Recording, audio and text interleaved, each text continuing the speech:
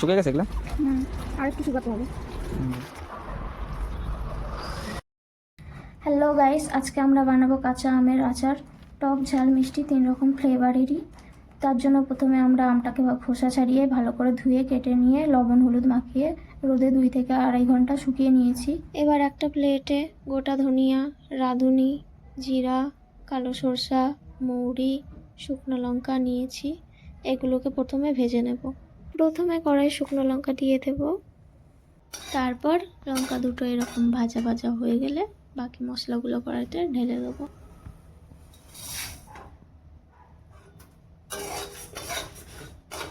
মশলাটা যখন এরকম লালচে রং চলে আসবে, ভাজা মশলার একটা সুন্দর স্মেল ছাড়বে, তখনই নামিয়ে নেব। নাহলে বেশিক্ষণ রাখলে মশলাটা পুড়ে যাবে। এবার সরষের তেলটা দিয়ে নেব। এবার কড়াইয়ের মধ্যে 5 ফোড়ন দেব। এবার ফোড়নটা ভাজা ভাজা হয়ে গেছে। এবার আমগুলো কড়াইয়ের মধ্যে ঢেলে দেব। আমগুলোকে ভালো করে সাঁতলে নেব। আমগুলো সাঁতলানো হয়ে গেছে। এবার এখানে চিনি দিয়ে নেব। আমি যেহেতু 1.5 কেজি আম নিয়েছি, তার জন্য 400 গ্রাম চিনি দিচ্ছি। তোমরা যতটা আম নেবে তাই সেই পরিমাণে চিনি দিয়ে দেবে। আর 1/2 চামচ লবণ দিয়ে দেব। কালার হওয়ার জন্য অল্প একটু লঙ্কার গুঁড়ো দিয়ে দেব। এবার এগুলোকে আমের সাথে ভালো করে মাখিয়ে নিতে হবে।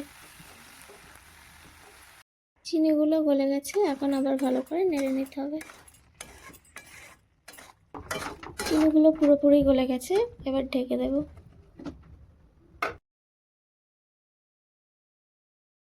আমগুলো মোটামুটি সিদ্ধ হয়ে গেছে, আর একটু ঢেকে রাখলে হয়ে যাবে।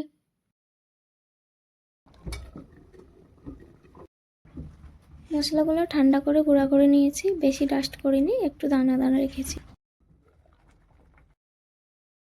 আচার মোটামুটি রেডি হয়ে গেছে, আমও সিদ্ধ হয়ে গেছে। এবার আমি মশলাটা দিয়ে দেব।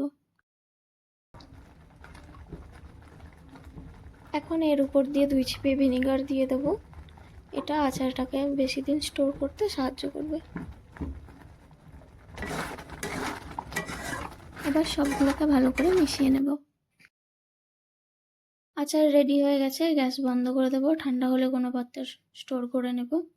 আমার ভিডিও যদি ভালো লাগে, ভিডিওতে একটা লাইক, কমেন্ট, চ্যানেলটিকে সাবস্ক্রাইব করে দিও। দেখা হবে নেক্সট ভিডিওতে। টাটা।